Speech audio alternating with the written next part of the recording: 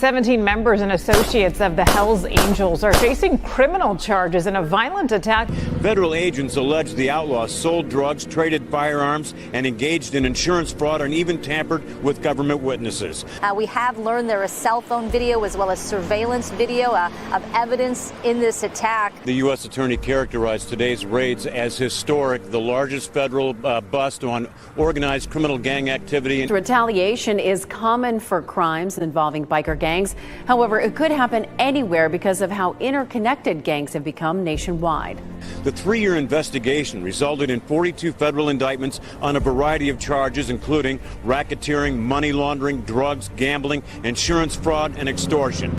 There's a bunch of bikers up here, and they're shooting guns and stuff. I need the police now. But on foot going towards 2nd Street. Okay, receive. Welcome to this episode of Chattin with Staxx. I'm your host, Bill Staxx, and today we're going to talk about the bust in 2010 of the Outlaws Motorcycle Club. And then we got a video of the national president at that time who talked to some journalists and told his side of the story, and we're going to get into it.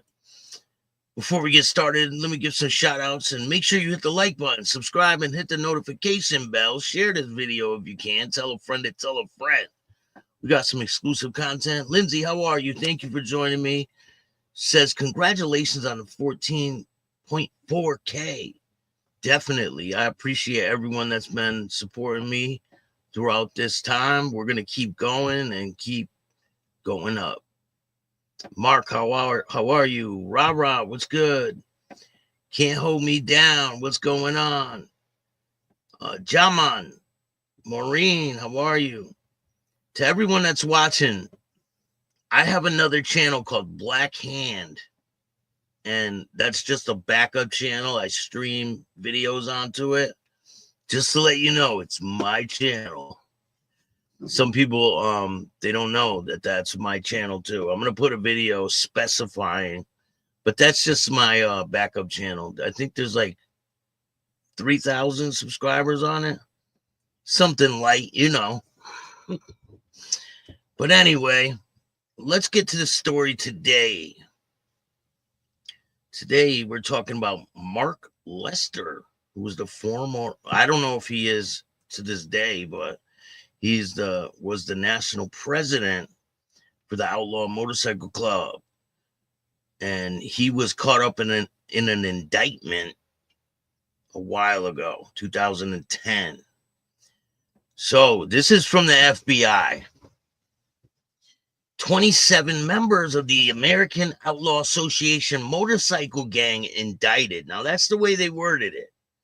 The national president, other leaders, and members are charged with racketeering, attempted murder, and violent crimes. National president and 26 other members associated with the American Outlaw Association motorcycle gang have been indicted by a federal grand jury in the Eastern District of Virginia on a 12-count indictment, which was returned June 10th, 2010, but unsealed today.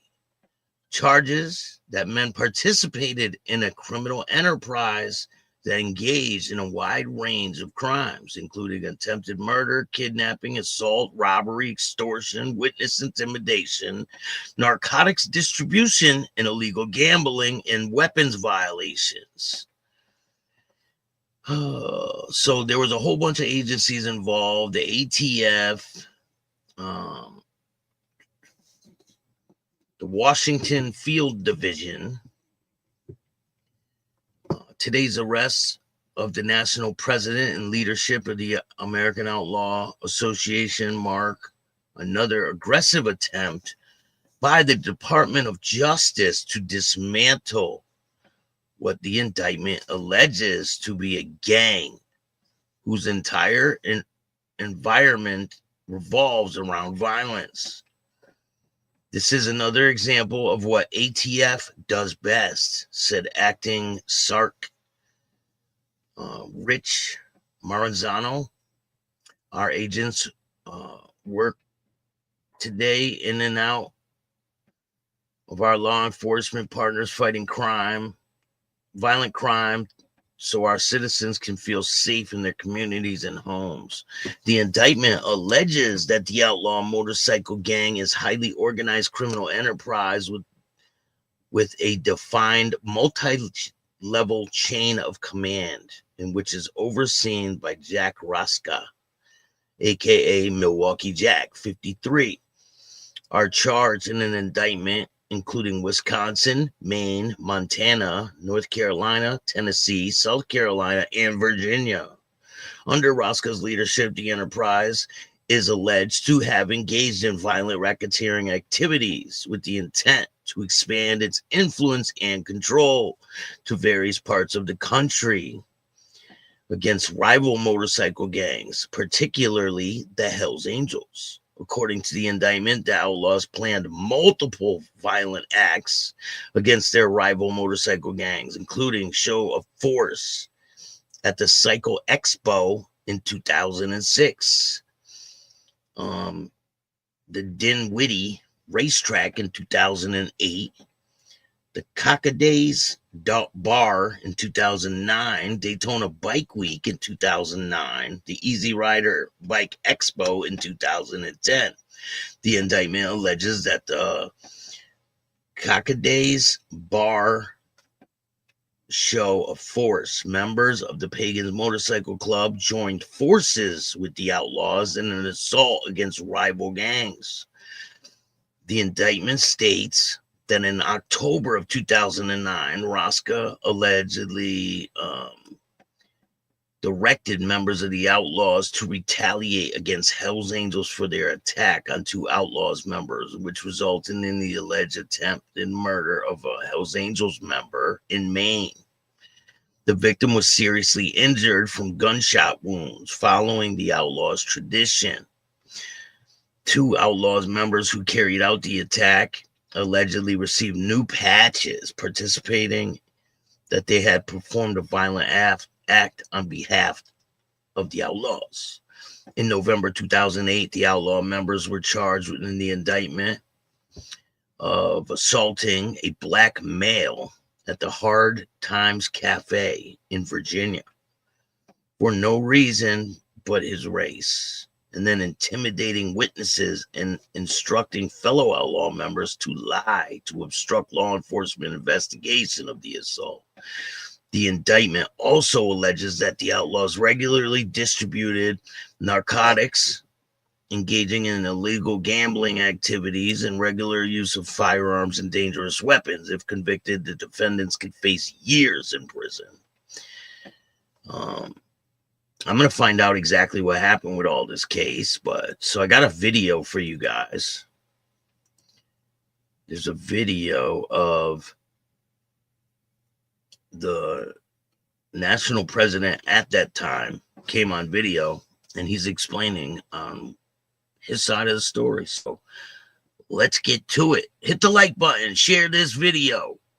I got a lot of content on the way. We've been here since 1978. There's a number of motorcycle clubs in Knoxville, LE clubs, which are law enforcement clubs, Christian motorcycle clubs, veterans clubs. There's all different types of clubs, and we all get along. We all kind of do the same thing. I don't see any difference between law enforcement clubs and these clubs at all. I don't see any difference. The only difference is law enforcement labels these clubs a gang, but the law enforcement clubs are the same thing. If they want to label one, they got to label them all. Because law enforcement, I mean, they run around like they're a gang anyway. They wear uniforms. They have a chain of command. And they're not all law-abiding. So, I think it's the pot calling the kettle black. We go to different events, motorcycle rallies, things like that, and we have a lot of fun doing it. You know, none of us are doing anything illegal. We do the same things they do. We're not a gang, we're a club. We ride and have fun together, and that's what the organization is put together to do, is to have charitable events, help the community, And that's what we've been doing. We've been helping out the 230 Air Cav this past year. They went to Iraq, so we've been sending boxes of magazines and things like that to help them with their stay over there in Iraq. So, you know, we had a little gathering here with some sandwiches and vegetable platters and some shrimp and stuff, just like any other house in the neighborhood really was having some New Year's Eve party. And then hey, Mustang Mike, what's going on? So now he's going to talk about the raids that happened, because they raided a bunch of people all across the country. That picture that I showed is from that raid. So now he's gonna address the charges that were brought against him. we were at about 9 o'clock. The sheriff's department came in, and they attacked the house like with military tactics. They came in with automatic weapons, full riot gear, threw grenades in, and then just took everybody outside, lined them up, and actually just kind of tortured everybody in the way that they did it, by putting them out in the rain and the sleet, and then they let everybody go, and they arrested me and Kenny. There was 4 people had weapons. They were all handgun carrying permit people. See, they're all legal weapons, but the police make it seem like, oh, they had weapons inside. Oh, can't do that. But it's legal for everybody to have a weapon. You know what I'm saying? But the police make it seem like they were all illegal. Now, the question I want to ask the people that are watching, I want to ask you, because there's new laws coming on the books that if you are a part of one of these motorcycle clubs, you cannot own a firearm. You cannot have a carry concealed permit. You cannot own a firearm. California and Texas are pushing this very hard. People have been charged already for possession of a weapon, even though they have a carry concealed permit. So I want to know what your thoughts are. If you're a part of one of these clubs, do you think it's okay for them to strip you of your right to bear arms? I think it turns them into a target, because now you can't even defend yourself because the police are saying you can't have a weapon. I want to know what your opinion is. Big Boy Blue, what's going on? They lay out the cuts and any guns, money, and legal weed. Yeah, that's exactly right. Like, they'll have like a legal rifle, right? Legal, not illegal. And they'll lay it all on the table, handguns. They could be legal with paperwork, and they'll still parade it around like it's some illegal activity. It's crazy. But what do you think of that, Big Boy Blue? They're passing laws that if you are a part of any of these clubs, you cannot own a firearm. The new laws are going on the books, and California and Texas are the first states to adopt this law, that if you are a part of an outlaw motorcycle club, you are prohibited from owning a firearm. Hey, So Loud, what's going on? Thanks for joining us. Shout out to the Boondocks of North Carolina. And they took their weapons and their handgun permits. There was nothing illegal being done here. Nothing that wasn't being done up the street or at JJ's home, you know? So, I just don't understand why they did it. They even took the tombstones outside in the yard, which were from brothers that passed, and took all of our logoed material, T-shirts. Why would they take a tombstone from outside? Do you believe that? They took a tombstone from one of their brothers that passed away that was outside, and they took everything with a logo on it. Like, what sense does that make? Are they able to do that? Is law enforcement able to confiscate anything with a logo on it just because they want to? I don't understand why they did it.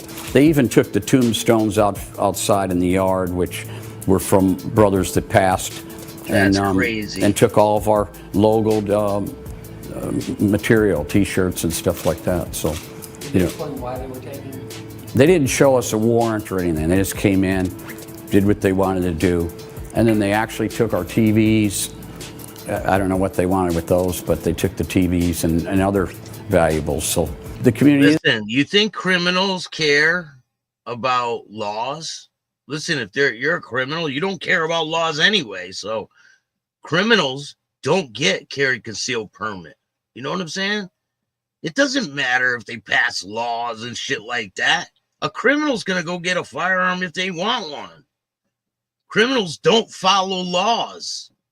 So if people are putting in for a carry concealed permit, then I don't think they're a criminal, you know? I think the government labels them criminals. And just because they have that stamp, the government's able to do what they want. And it's pretty fucked up. It's outrage because we don't do anything wrong here. We help the community, our neighbors. We're just, you know, we don't have problems here. When they came in here and started saying, you know, take all this gang logos off the wall, and this isn't a gang logos that I'm wearing. It's part of my membership in the club, but also it's my Joseph, legal right to wear that. We are a corporation and recognized by the United States government as the Outlaws Motorcycle Club Incorporated, and we have logos that are trademarked by the U.S. government again, and they're owned by the corporation. And we have a charter here. Our charter is its own entity, and if the charter has problems, then they'll pull our charter. We wouldn't be allowed to wear those logos. We'd have to turn them in. You know, who's next? You know, that's the whole thing that's really got me kind of outraged, is that, you know, I'm concerned about my family and my friends, my neighbors, the other clubs and organizations here in the community. Are they going to be next? Are they going to, you know, violate their rights by tearing down their walls and doing things to them? You know, we're all, you know, part of this community, and that's one of my major concerns, is that, you know, there's no illegal activity going on, but yet they can come in and invade your privacy, invade a New Year's Eve party. That's crazy. So, I mean, what's the difference of a judge saying, oh, you can't wear that, and law enforcement just coming in and taking everything? That is insane. To me, that's insane that they're able to take all their cuts and anything with the logo on it. Like, what type of sense does that make? Like, they might as well ban it all, right? If they're taking them anyway. That's crazy. I don't understand. I think they're targeted a lot. And listen, just because there's a couple bad apples in the bunch doesn't make them all bad. You know what I'm saying? And that's the message I'm trying to drive home. There's other people that think anybody involved with these motorcycle clubs is a criminal. And I'm going to bring someone on that thinks that. And we're going to have a debate about this situation, because he thinks anybody that joins a motorcycle club, an outlaw motorcycle club, is a criminal. But I don't believe that. I think there's some bad apples here and there, but it doesn't define the group as a whole. And, you know, the media and the government try to make these people look very bad, but they're not bad people. You know, a gathering place, and we have the right to assemble, you know. So I don't know what's the outcome's going to be here, but it is devastating, you know, and we're just going to work towards clearing it, you know. So I want to know what your opinion is with this situation. And then I got another video to show you guys. This one's pretty funny.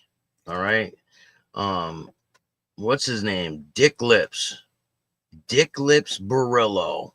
So he claims that Joey Merlino has a boxer that's going to fight Dick Lips, right?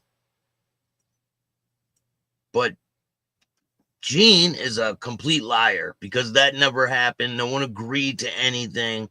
He's just going on there making videos, talking this shit. Now, let's take a look at Dick Lips' video. Hey guys, can you really believe this, that I am being called out for real today by a boxer in Philadelphia who's representing Joey Merlino, and they really want me to do this. It's going to go down. I don't know if it's going to be March 22nd. It's going to be somewhere around there, or maybe April, but I'm going to have to train for the next 2 months, 3 months, and this is gonna happen. If they think that I'm gonna go to the city of Philadelphia and lose, they're out of their fucking minds. Okay? I'm ready to do this. Let me know. Joey Molino, like I said, it still stands. You can suck a dick. Little Snuff can suck a dick. And your box is gonna be suck a fucking dick. Now, this video is complete bullshit. Joey Molino never agreed to any of that. I spoke to him, and he said, this dude's full of shit.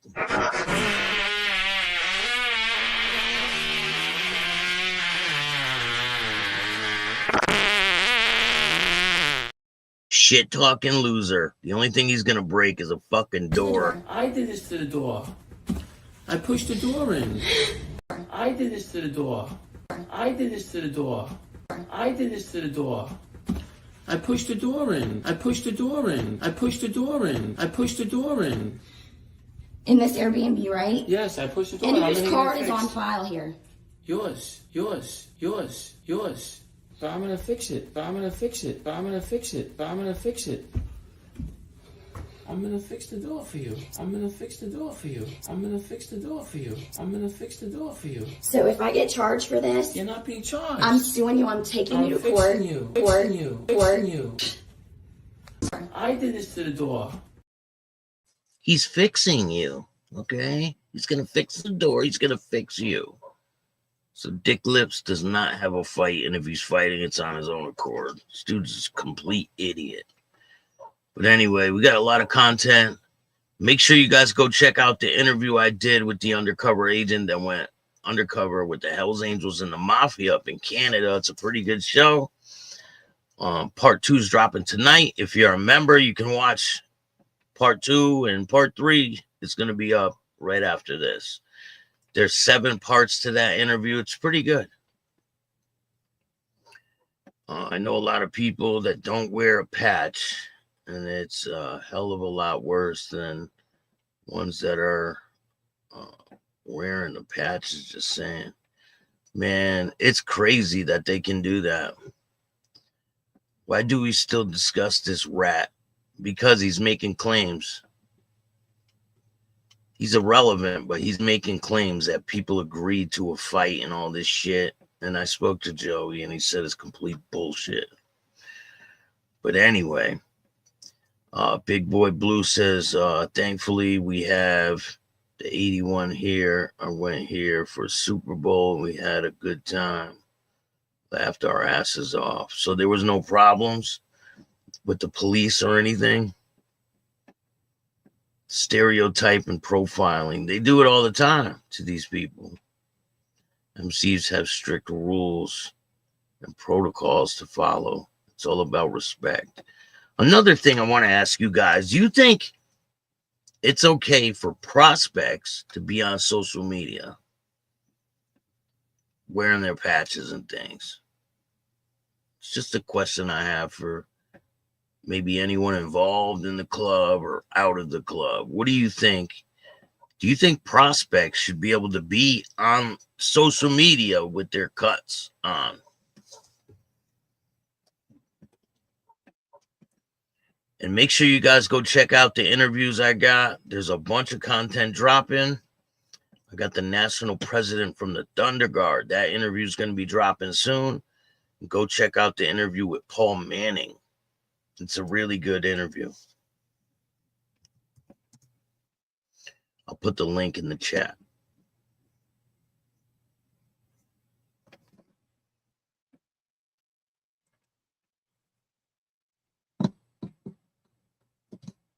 Eagles fans straight destroyed Philadelphia the night of the Super Bowl. Destroyed it. They broke windows. They if you're not talking club stuff,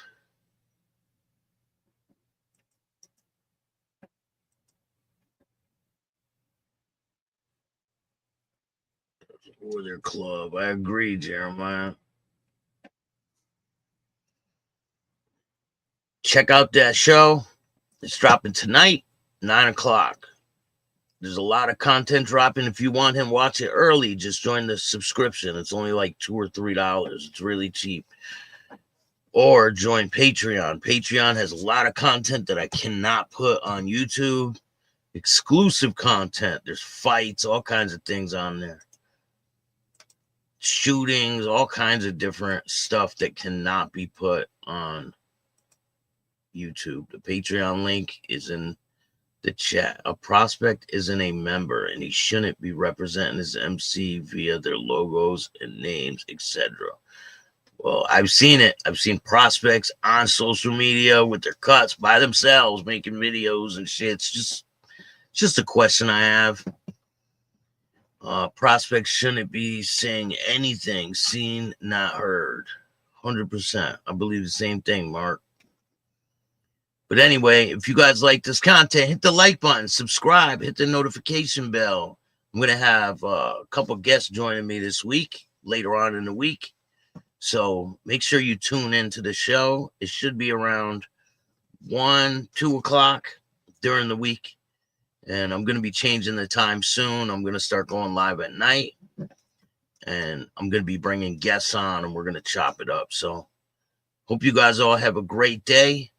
Tell a friend to tell a friend about Chattin with Staxx. And if you want to donate to the show, you can hit up the Cash App at Chattin with Staxx. Or if you want to be a guest on the show, hit up my email at billstax2021@gmail.com. If you like this show, hit the like button, subscribe, hit the notification bell so you can get my videos every time they drop. And if you don't like this show, too fucking bad. Start your own podcast. And remember, don't be a bitch. And all new at 5, a major organized crime bust. 23 people under arrest now accused of stealing guns and cash. Today, police revealed 4 organized crime groups are wreaking havoc. From aggravated robbery to kidnapping, burglary, and more. Let's take a look at this. New pictures from court documents in this case. These are a few of the people who have been charged. And investigators say the money, tens of thousands of dollars, is all stolen.